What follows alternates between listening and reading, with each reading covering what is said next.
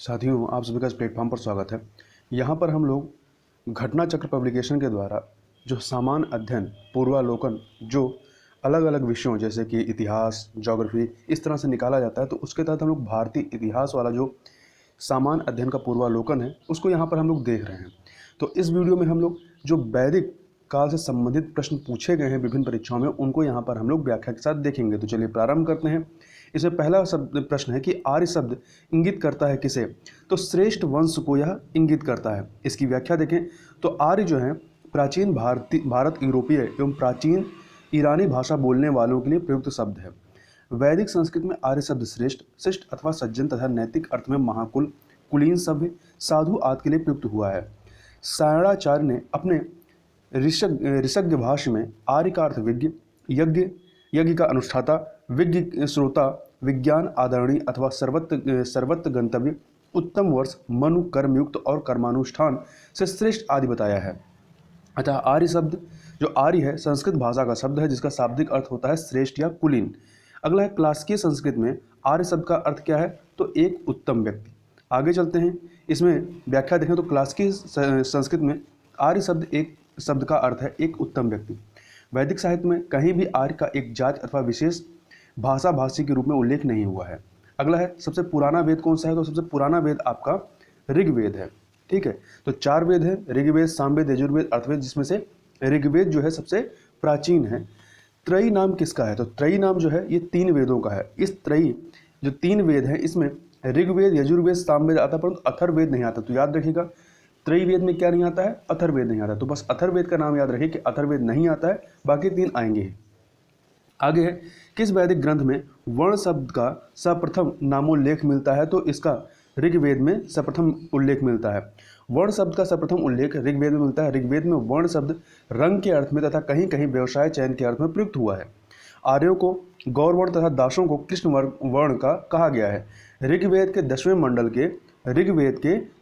मंडल के पुरुष सूक्त में सर्वप्रथम शूद्र शब्द मिलता है। अगला है वर्ण व्यवस्था से संबंधित पुरुष सूक्त मूलतः पाया जाता है। तो हमने ऊपर ही देखा पुरुष सूक्त आपका किसमें मिलता है? ऋग्वेद में मिलता है, जिसमें शूद्र शब्द का प्रयोग किया गया है। आगे चलते हैं अगले प्रश्न की तरफ। अगला प्रश्न है आपका कि इनको सुमेलित करना है। देखिए अथर्ववेद में क्या है? इसमें औषधियों संबंधी चीज़ें बताई गई हैं। ऋग्वेद में आपका ईश्वर महिमा है। यजुर्वेद में जो है आपका बलिदान विधि है। और सामवेद में जो है वो संगीत की चर्चा की गई है। इस प्रकार से 3, 1, 2, 4 ए ऑप्शन आपका सही हो जाएगा। तो यहाँ देखिए अथर्ववेद औषधियों से संबंधित है। अथर्ववेद जो है औषधियों से संबंधित है। ऋग्वेद में ईश्वर महिमा, देवताओं की स्तुति इत्यादि की बात की गई है। यजुर्वेद में कर्मकांड है, बलिदान विधि है, और एवं सामवेद में संगीत का विस्तृत उल्लेख है। यहाँ ध्यान रखिएगा त्रयी जो वेद है उसमें अथर्ववेद नहीं आता है। अगला है फिर से यहाँ पे सुमेलित करना है, तो आप सुमेलित करिए। तो देखिए ऋग्वेद में आपका क्या आएगा?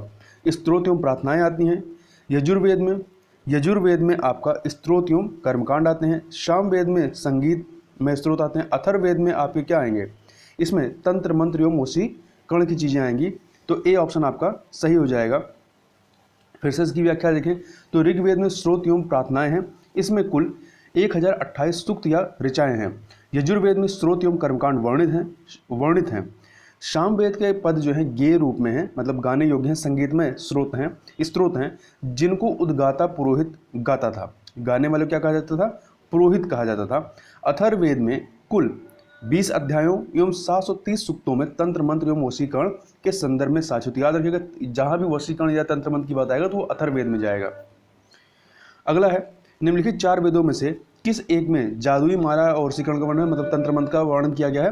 तो अथर्ववेद में। ऊपर ही हमने अब इसकी व्याख्या देखी है। ऋग्वेद में ऋचाएँ कितनी है? 1028 हैं। ऋग्वेद क्या है? स्त्रोतों का संकलन है। फिर चलते हैं, फिर से यहाँ पे सुमेलित करना है। तो देखिए ऋग्वेद इतरेय ब्राह्मण से संबंधित है। ऋग्वेद जो है इतरेय ब्राह्मण, और सामवेद जो है पंचवीस से। अथर्ववेद जो है ये गोपद से, और यजुर्वेद जो है शतपथ से। इसको 2-3 बार याद करिएगा तब आपको याद हो जाएगा। तो देखिए ऋग्वेद इतरेय, सामवेद पंचवीस, अथर्ववेद गोपद और यजुर्वेद जो है शतपथ ब्राह्मण है।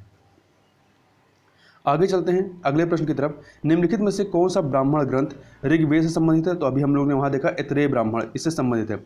ब्राह्मण ग्रंथ यज्ञों तथा उनके अनुष्ठान के विधि विधानों के संबंध में जानकारी देते हैं। ऐतरेय ब्राह्मण तथा कौशितकी ब्राह्मण ऋग्वेद से, तांडय ब्राह्मण पंचवीस ब्राह्मण तथा जैमिनी ब्राह्मण सामवेद से, शतपथ ब्राह्मण यजुर्वेद से, गोपथ ब्राह्मण जो है ये आपका अथर्ववेद से संबंधित है। गोपथ ब्राह्मण किससे संबंधित है? अथर्ववेद से संबंधित है।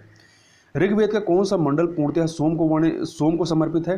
तो जो 9वां मंडल है ये पूर्णतः सोम को समर्पित है। कुल 10 मंडल है ऋग्वेद में, इसके 9वें मंडल के सभी 114 सूक्त जो है वो सोम को समर्पित हैं। अगला है ऋग्वेद संहिता का 9वां मंडल किसको पूर्णतः समर्पित है? तो ऊपर ही हमने बात की है सोम और इस पेय पर नामांकित देवता को। यज्ञ संबंधी विधि विधानों का पता चलता है किससे? तो यज्ञ संबंधी विधि विधानों का पता चलता है यजुर्वेद से। यजुर्वेद के 2 भाग हैं, शुक्ल यजुर्वेद और कृष्ण यजुर्वेद। आगे चलते हैं। निम्नलिखित में से किसका संकलन ऋग्वेद पर आधारित है? तो सामवेद का, इसके 9वें मंडल में, मतलब नहीं सोम की बात, यहाँ पे सामवेद अलग वेद की बात की जा रही है। तो निम्नलिखित किसका संकलन ऋग्वेद पर आधारित है? तो सामवेद का संकलन जो है ऋग्वेद पर आधारित है।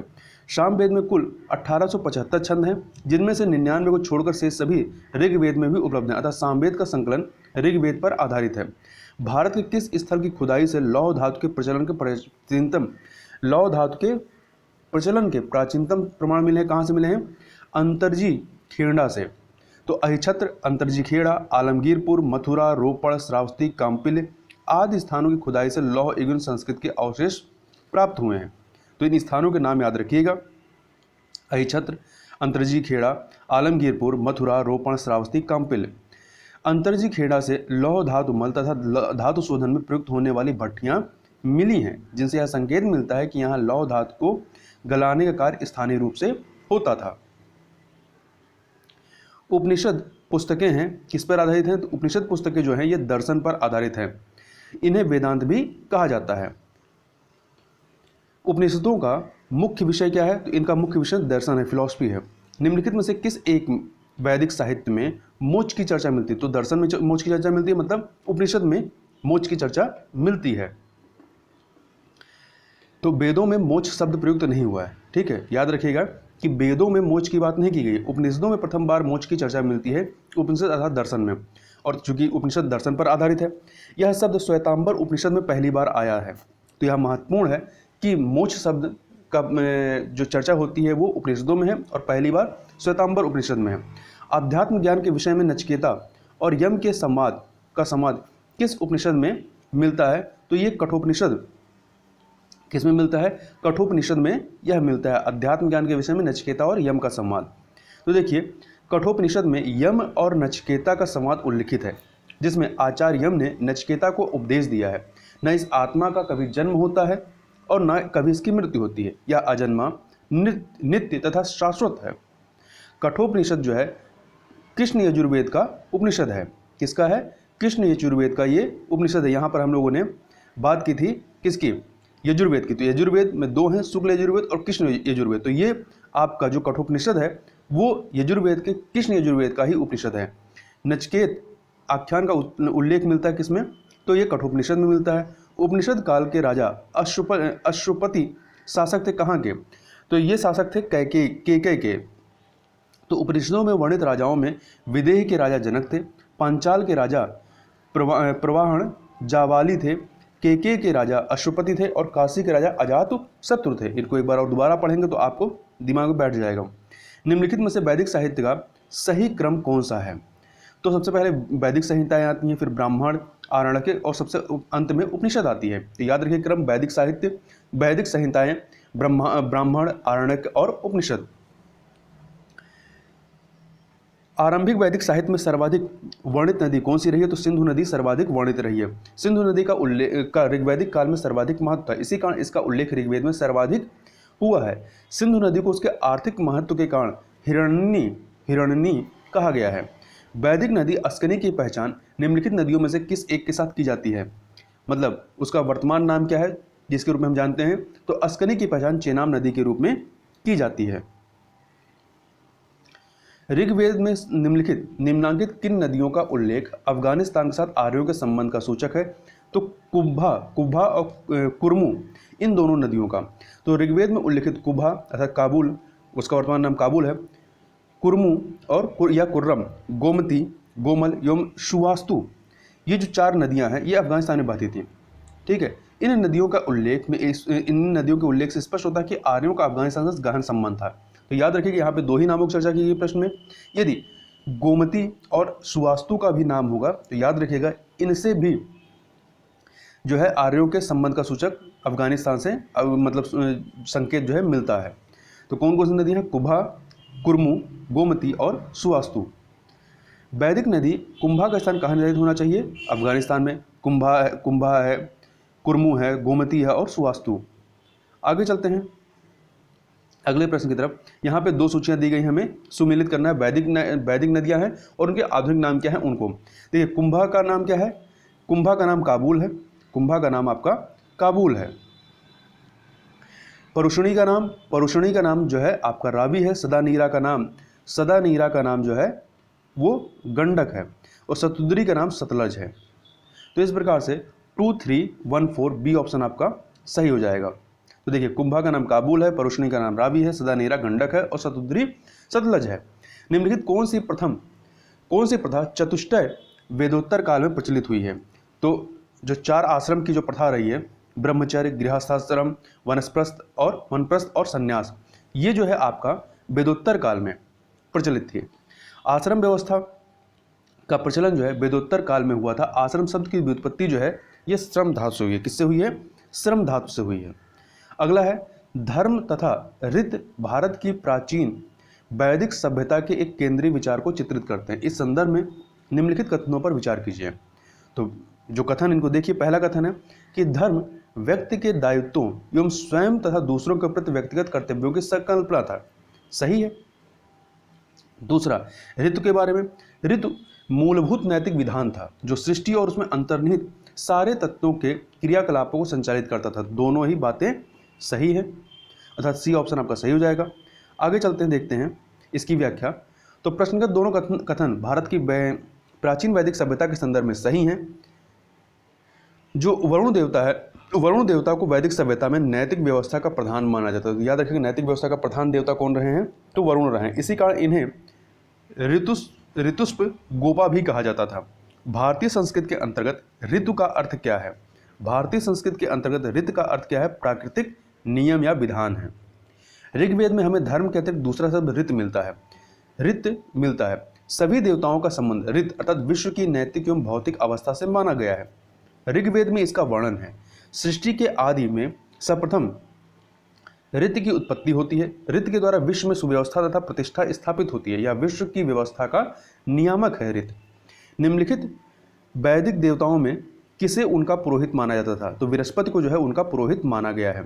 अगला, निम्नलिखित में से कौन सी वह वादिनी थी जिसने कुछ वेद मंत्रों की रचना की थी? तो लोप मुद्रा के द्वारा कुछ वेद मंत्रों की रचना की गई। तो वैदिक साहित्य में कई ऐसी विदुषी स्त्रियों का उल्लेख मिलता है जिन्होंने वेद मंत्रों की रचना की। इसमें अपाला है, घोषा है, विश्वारा है, लोपमुद्रा है। ठीक है, लोपमुद्रा ये अगस्त ऋषि की पत्नी थी। लोपमुद्रा जो है ये अगस्त ऋषि की पत्नी थी। तो याद रखिएगा जिन्होंने वेद मंत्रों की रचना की है उनमें आपका लोपमुद्रा है, अपाला है, घोषा है, विश्वारा है और लोपमुद्रा ही है। आगे चलते हैं। ऋग्वैदिक काल में निष्क शब्द का प्रयोग एक आभूषण के लिए होता था, किंतु परवर्ती काल में इसका प्रयोग इस अर्थ में हुआ। किस अर्थ में हुआ? तो सिक्के के अर्थ में इसका प्रयोग हुआ है। वैदिक काल में सोने के हार को निष्क कहा जाता था। निष्क के प्रयोग ने आगे आने वाले सिक्कों के व्यवहार के मार्ग को प्रशस्त किया। वैदिक काल में निष्क किस अंग का आभूषण था? तो गले का आभूषण था। ठीक है, यह निष्क गले में पहने जाने वाला एक प्रकार का हार था। किंतु निष्क जो है वैदिक काल में विनिमय का माध्यम भी बना सिक्के के रूप में। प्राचीन भारत में निशाका से जाने जाते थे। क्या? स्वर्ण आभूषण जो है निशाका से जाने जाते थे।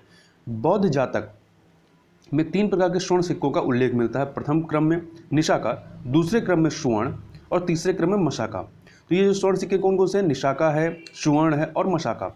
मशाका जो है मूल्य की दृष्टि से सबसे निम्न और निशाका जो है सबसे उच्च मूल्य की थी। तो निशाका, सुवर्ण और मशाका। बोगज कोई महत्वपूर्ण है क्योंकि यहाँ से प्राप्त अभिलेखों में वैदिक देवताओं एवं देवियों का नामोल्लेख प्राप्त होता है। तो एशिया माइनर स्थित बोगजगोई से 14वीं शताब्दी ईसा पूर्व के अभिलेख में ऋग्वैदिक काल के देवताओं इंद्र, वरुण, मित्र तथा नासत्य का उल्लेख मिलता है। इससे ज्ञात होता है कि वैदिक आर्य जो हैं ये ईरान से होकर के भारत में आए होंगे।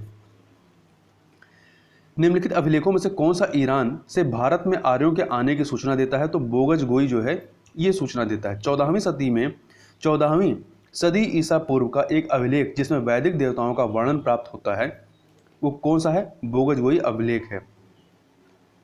निम्नलिखित में से किसने आर्यों के आदि देश के बारे में लिखा था? तो बाल गंगाधर तिलक के द्वारा लिखा गया था। बाल गंगाधर तिलक ने आर्यों के आदि देश के बारे में लिखा था। तिलक ने यह मत व्यक्त किया कि आर्यों का आदि देश उत्तरी ध्रुव था, किंतु तिलक का यह मत इतिहासकारों में मान्य नहीं है।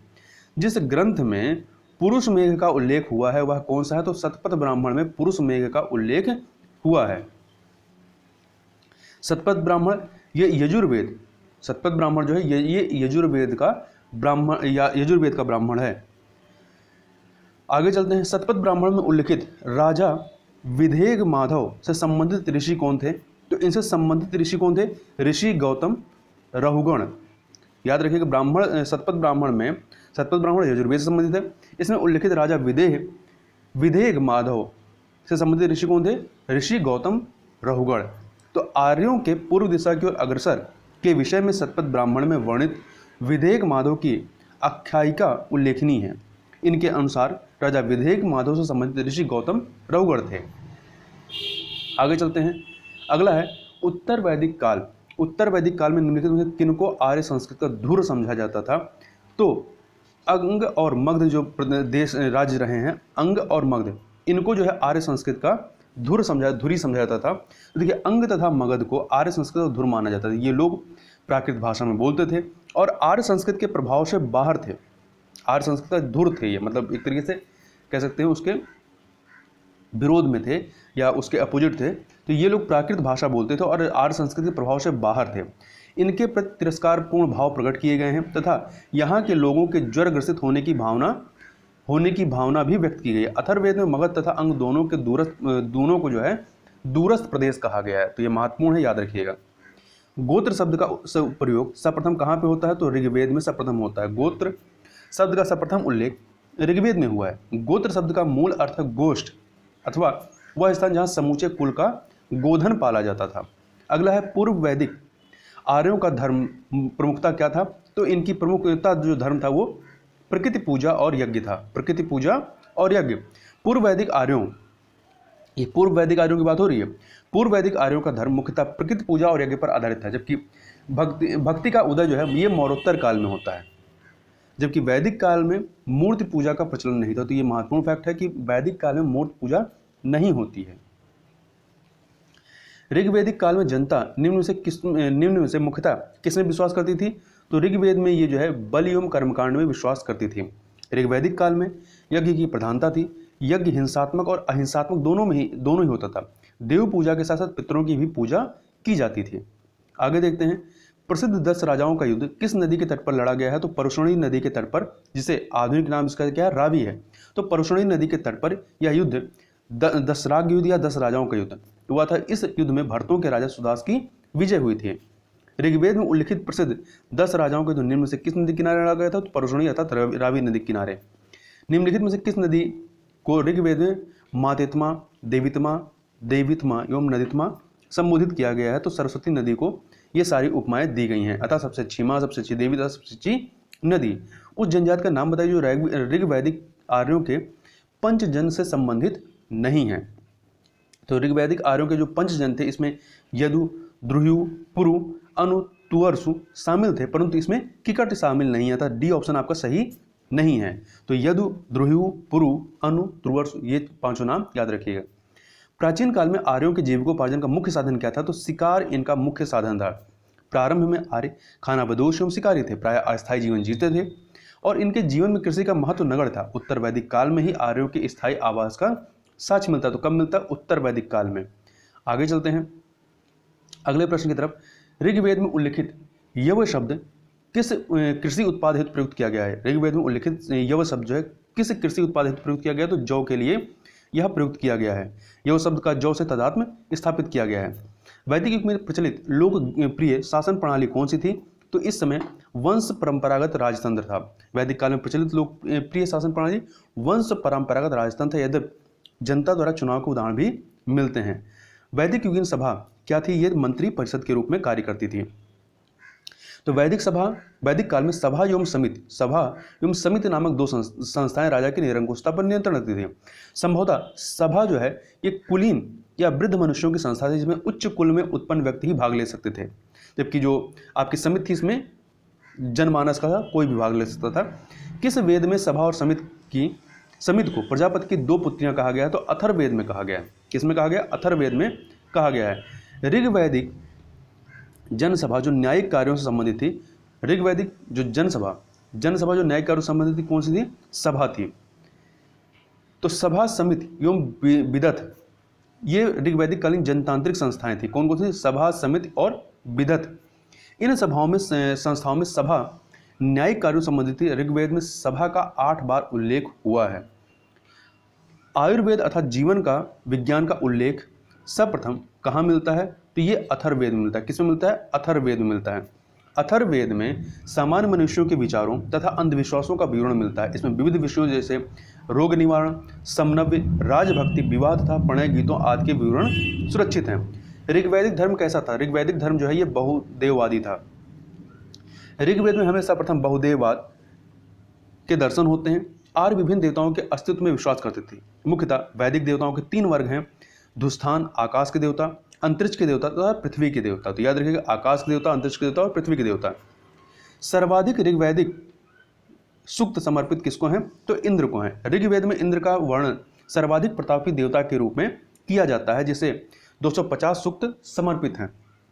यह ऋग्वैदिक काल में सर्वाधिक लोकप्रिय देवता था। इंद्र को आर्यों का युद्ध नेता तथा वर्षा का देवता माना जाता है। किसका? आर्यों का युद्ध देवता और वर्षा का देवता। ऋग्वेद में अग्नि के 200 सूक्त समर्पित हैं और वह इस काल के दूसरे सर्वाधिक महत्वपूर्ण देवता हैं। आगे चलते हैं अगले प्रश्न की तरफ। ऋग्वैदिक में सर्वाधिक संख्या में मंत्र संबंधित किससे? अग्नि से हैं, क्योंकि चारों ऑप्शन में इंद्र नहीं है। यदि इंद्र ऑप्शन में नहीं तो दूसरे नंबर पर आपके अग्नि आ जाएंगे। निम्नलिखित में से किसे ऋग्वेद में युद्ध देवता समझा जाता था? तो इंद्र को वर्षा का और युद्ध देवता दोनों माना गया है। निम्नलिखित में से पूर्व वैदिक आर्यों का सर्वाधिक लोकप्रिय देवता कौन थे? तो ये इंद्र थे। पूर्व वैदिक आर्य की बात की जा रही है। वैदिक देवता इंद्र के विषय में निम्नलिखित कथनों पर विचार कीजिए। तो देखिए, ये झंझावात के देवता थे, मतलब आंधी तूफान के, सही है। ये पापियों को दंड देते थे, नहीं। नैतिक व्यवस्था के संरक्षक थे, नहीं, ये वरुण थे। वर्षा के देवता थे, हाँ। तो पहला झंझावत के देवता और चौथा वर्षा के देवता था। डी ऑप्शन आपका सही हो जाएगा। ऋग्वेद में इंद्र का वर्णन सर्वाधिक प्रतापी देवता के रूप में किया जाता है, जिसे 250 सूक्त समर्पित हैं। यह ऋग्वैदिक काल में सर्वाधिक लोकप्रिय देवता था। इंद्र को आर्यों का युद्ध नेता तथा वर्षा आदि तूफान का देवता माना जाता था। इंद्र को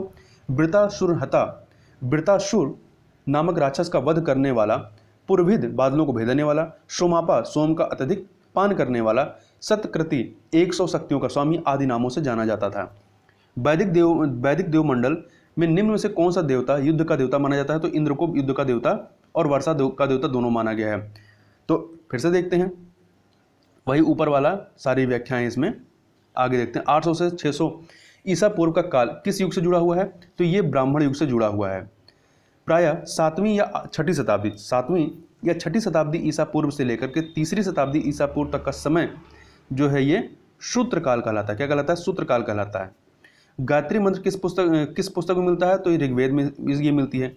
तो गायत्री मंत्र जो है ऋग्वेद में उल्लिखित है। इसके रचनाकार विश्वामित्र हैं। यह सविता अर्थात सूर्य देवता को समर्पित है। यह मंत्र ऋग्वेद के 3य मंडल में वर्णित है। गायत्री मंत्र के नाम से प्रसिद्ध मंत्र सर्वप्रथम किस ग्रंथ में मिलता है? तो ये ऋग्वेद में। गायत्री मंत्र की रचना किसने की? विश्वामित्र ने की है। और किसको समर्पित है? सूर्य को समर्पित है। आगे चलते हैं।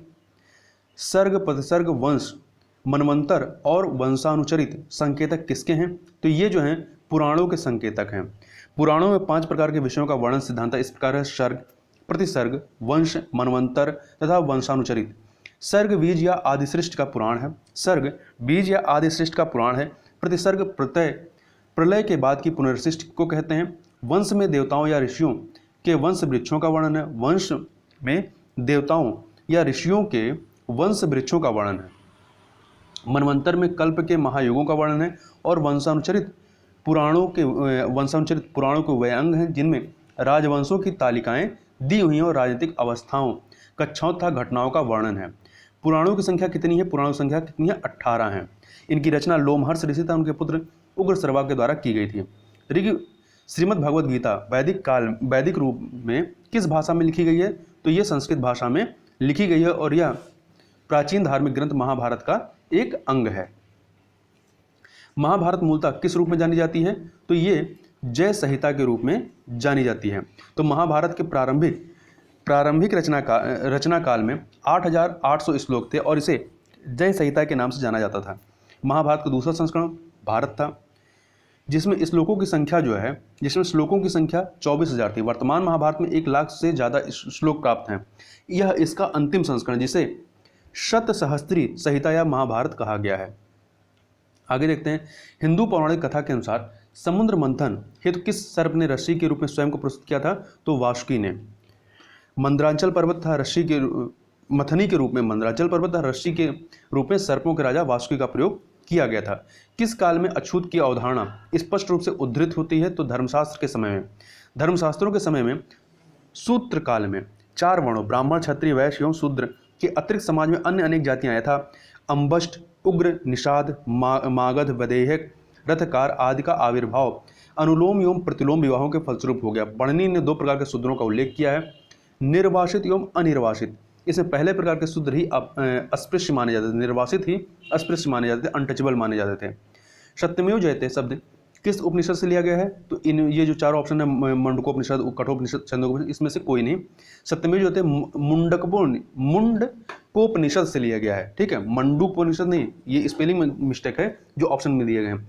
ये मुंडकोपनिषद से लिया गया है, जिसका अर्थ है सत्य की ही विजय होती है, भारत के राज्य चिन्ह पर भी अंकित है। सत्यमेव जयते शब्द कहाँ से लिया गया है? मुंडक उपनिषद से लिया गया है।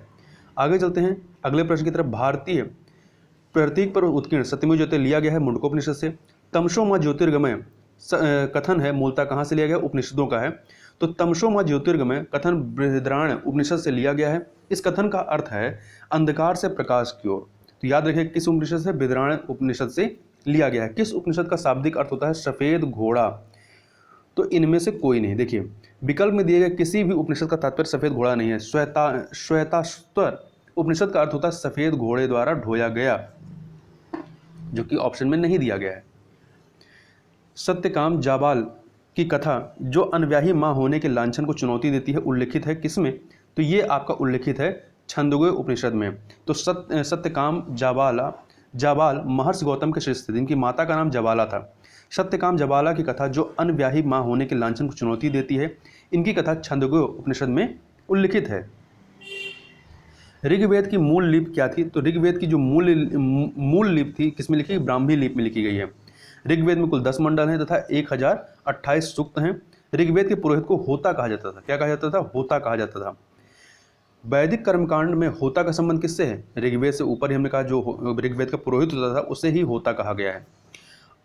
अवेस्ता और ऋग्वेद में समानता क्या? अवेस्ता किस क्षेत्र से संबंधित है? में समानता है। अवेस्ता किस क्षेत्र से संबंधित है? तो ये ईरान से संबंधित है। अवेस्ता और ऋग्वेद दोनों भाषिक समानताओं के कारण आर्यों की सभ्यता से संबंधित माने जाते हैं। अवेस्ता ईरान के क्षेत्र से संबंधित है। अगला है वैदिक काल में किस जानवर को अघन्या माना गया है? तो गाय को अघन्या माना गया है, अर्थात न मारे जाने योग्य। गाय की हत्या अथवा उसे घायल करने वाले व्यक्ति को मृत्युदंड तथा देश निकाला की व्यवस्था वेदों में दी गई है। ऋग्वेद में अघन्या का प्रयोग गायों के लिए हुआ है। ऋग्वेद में कई परिच्छेदों में प्रयुक्त अघन्य शब्द संदर्भित किसके लिए है? तो ये गायों के लिए है। आगे चलते हैं। अगला है ऋग्वैदिक कालीन आर्यों और सिंधु घाटी के लोगों की संस्कृति के बीच अंतर के संबंध थे। निम्नलिखित कथनों में से कौन सा या से सही है? तो कौन से अंतर थे हमें देखना। 3 कथन है। पहला, ऋग्वेद कालीन आर्य कवच और शिरस्त्राण हेलमेट का उपयोग करते थे, जबकि सिंधु घाटी सभ्यता के लोगों ने इनके उपयोग का कोई साक्ष्य नहीं मिलता। बिल्कुल सही है। ऋग्वेद कालीन आर्यों को स्वर्ण, चांदी और ताम्र का ज्ञान था, जबकि सिंधु घाटी के लोगों को केवल ताम्र और लौह का नहीं। सिंधु घाटी काल के लोगों को केवल ताम्र का ज्ञान, मतलब ताम्र का ज्ञान था, लौह का ज्ञान नहीं था। दूसरा गलत हो गया। ऋग्वैदिक कालीन आर्यों ने घोड़े का को पालतू बना लिया, जबकि इस बात का कोई साक्ष्य नहीं है कि सिंधु घाटी के लोग इस पशु को जानते थे। ये साक्ष्य हैं कि सिंधु घाटी के लोग जानते थे। ठीक है। तो तीसरा वाला भी सही नहीं है, केवल आपका पहला वाला ही अंतर का सही रूप है। ऋग्वेद में कवच वर्म का उल्लेख है तथा संभवतः ऋग्वेद कालीन आर्य लौह एवं स्वर्ण से निर्मित कवच और शिरस्त्राण हेलमेट का प्रयोग करते थे, जबकि सैंधव सभ्यता के लोगों में इसके प्रयोग का कोई साक्ष्य प्राप्त नहीं होता है। सिंधु सभ्यता के स्थलों के उत्खनन से प्राप्त युद्ध संबंधी उपकरण अत्यंत साधारण कोट के हैं, जो इस बात की ओर संकेत करते हैं कि उन्होंने भौतिक सुख सुविधाओं की ओर विशेष ध्यान दिया था। ठीक है, सिंधु सभ्यता के स्थलों के उत्खनन से प्राप्त युद्ध संबंधी उपकरण अत्यंत साधारण कोट के, जो इस बात की ओर संकेत करता है कि उन्होंने भौतिक सुख सुविधाओं की ओर विशेष ध्यान दिया था। ऋग्वैदिक कालीन आर्यों को स्वर्ण, चांदी और ताम्र का ज्ञान था। सिंधुकालीन लोगों को केवल ताम्र एवं कांसे का ही ज्ञान था। लोहे का जो प्रचलन है वो उत्तर भारत में 1000 ईसा पूर्व से 600 ईसा पूर्व के मध्य होता है। इसलिए जो दूसरा वाला कथन था वो आपका गलत हो जाता है कि सिंधु सभ्यता के लोगों को लोहे का ज्ञान था। ऋग्वैदिक कालीन आर्यों ने घोड़े को पालतू बना लिया था, जिसकी सहायता से वो युद्धों में विजय प्राप्त करते थे। सिंधु सभ्यता के विभिन्न स्थलों में भी घोड़े के साक्ष्य प्राप्त हुए हैं, यथा मोहनजोदड़ो से भी मिट्टी की बनी घोड़े की आकृति, लोथल से घोड़े की 3 मूर्तियां तथा सुरकोटदा से घोड़े की हड्डियां भी प्राप्त हुई हैं। अतः तीसरा भी कथन गलत होगा कि सिंधु घाटी के लोगों को इसके बारे में कोई जानकारी ही नहीं थी। तो इस प्रकार केवल पहला वाला कथन आपका सही हो जाएगा। आगे देखते हैं, ऋग्वैदिक काल में प्रारंभ में निम्न से किसे महत्वपूर्ण मूल्यवान संपत्ति माना जाता था? तो गाय को। ऋग्वैदिक काल के प्रारंभ में गाय को महत्वपूर्ण संपत्ति समझा जाता था। इस काल में गाय मुख्यतः विनिमय का माध्यम होती थी। ऋग्वेद के कुछ सूक्तों में गाय को देवता के रूप में कल्पित किया गया है। प्राचीन भारतीय समाज के प्रसंग में निम्नलिखित शब्दों में से कौन सा शब्द शेष 3 के वर्ग का नहीं है? देखिए, कुल, वंश, गोत्र तो ये है, परंतु कोष नहीं है। कोष परिवार संबंधित न होकर के ये भंडार से संबंधित था। संस्कारों की कुल कितनी संख्या कितनी है? तो संस्कारों की कुल 16 संस्कार होते हैं। संस्कार का शाब्दिक अर्थ है परिष्कार, शुद्धता अथवा पवित्रता। गौतम धर्म सूत्र में इसकी संख्या 38 मिलती है, 38 मिलती है। मनु ने गर्भाधान से मृत्यु पर्यंत 13 संस्कारों का उल्लेख किया। बाद की स्मृतियों में इनकी संख्या 16 स्वीकार की गई। आज यही सर्वप्रचलित है, 16। जीविकोपार्जन हेतु वेद वेदांग पढ़ाने वाला अध्यापक क्या कहलाता था? उपाध्याय कहलाता था। वैदिक काल में जीविकोपार्जन हेतु वेद वेदांग पढ़ाने वाला अध्यापक उपाध्याय कहलाता था। आचार्य गुरुकुल की स्थापना करके अपने शिष्यों को पढ़ाता था, कोई फीस नहीं लेता था, किंतु शिष्य के द्वारा दी गई दक्षिणा स्वीकार कर लेता था। तो इस प्रकार से यहाँ पर हम लोग वैदिक काल से संबंधित जो भी प्रश्न थे उनको देखे। तो इस वीडियो में बस इतना ही। मिलते हैं नेक्स्ट वीडियो, तब तक के लिए बहुत बहुत धन्यवाद।